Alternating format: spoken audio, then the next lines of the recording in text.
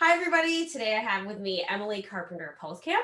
She's a public relations and marketing strategist, and her company is called Little Red Communications. Third question, which is Yeah. how to make your images and content appealing to consumers. The $1,000,000 question.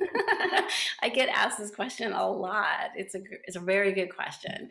Obviously, we all know that social media is an opportunity to show what your business is and what it stands for.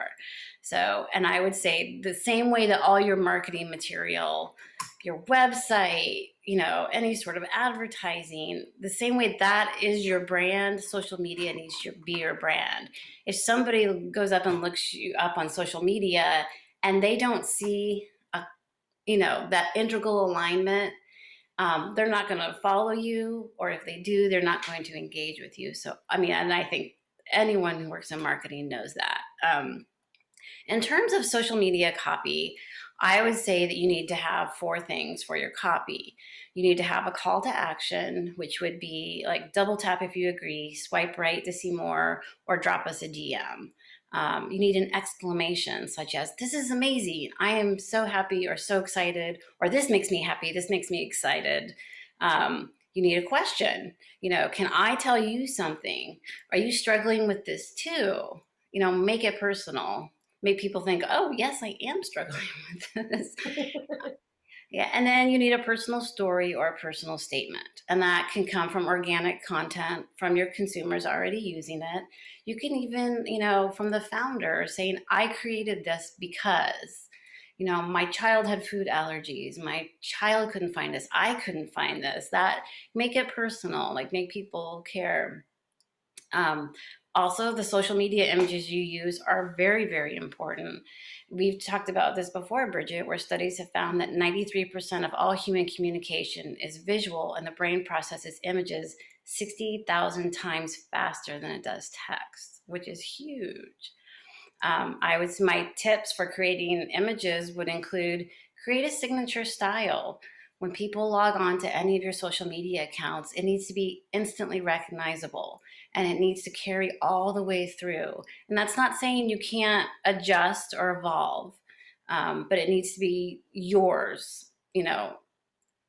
Vary your social media images. Don't use quotes all the way through. Don't use pictures of one person all the way through. Don't use pictures of the same product or service. Balance it out with the quotes and the people and videos versus a still image. Probably Just goes back to your calendar. yes, It's a strategy, exactly. creating a calendar. That's what the calendar is going to do for you. I promise you that. Invest in the right equipment. If you're going to be taking your own pictures, get a nice camera. Like get all things that you need for your iPhone if you're going to be doing that. And honestly, leverage the work of professionals, which includes graphic designers, photographers, copywriters to tell the right story for your image. Um, and then make sure your social images are branded correctly. Yeah, that's true.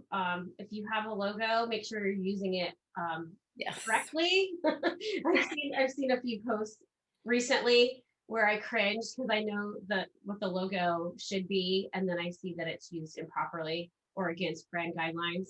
So yes, Yes. have those things. Be conscientious of those.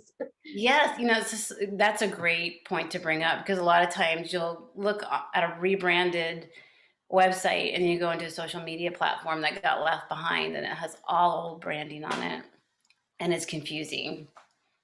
Yes. Yeah. So definitely if you have those brand strategy guidelines, use them. There's a guide for a reason. It's Yeah. important. Yes. Maintain the strategy of and the just the brand awareness of you as a whole. Yep. And I would say, in finality, that creating that branding strategy and creating that editorial calendar is going to be your best bet for success because you'll be able to plan and look out into the future. And a lot of people get worried because they think, "Oh, well, what if this happens and that happens? What do I do then?"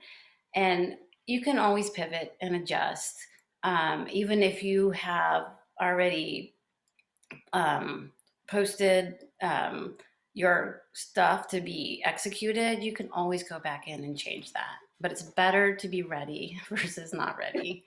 Yeah, I always like to have a plan, right? Yeah. But with that plan, like do you have any recommendations for someone who might be just starting out or thinking about actually creating their plan for the first time? What would you recommend as like kind of a starting point? Sure. Well, I would recommend sitting down and identifying what are your key messages and what are your stories that you want to tell. Um, and how does that balance between your copy and your visual images, which could be video or still images. But just know the story that you want to tell. And I would have a basic understanding of who your audience is. I would have a basic understanding of, what are your business goals? Because obviously, anything you do in social media needs to feed up into your business initiatives as well. Yeah, good point. Well, Yeah. thank you so much, Emily. It's so great to have you today and learned lots of amazing things, which I know we work on on a weekly, Yeah. actually, annual basis. But it's good to be reminded of them, Yeah, especially from a brand side. absolutely. Well, thank you very much for having me on. It's always a pleasure to talk branding and strategy with you, Bridget. Thank you.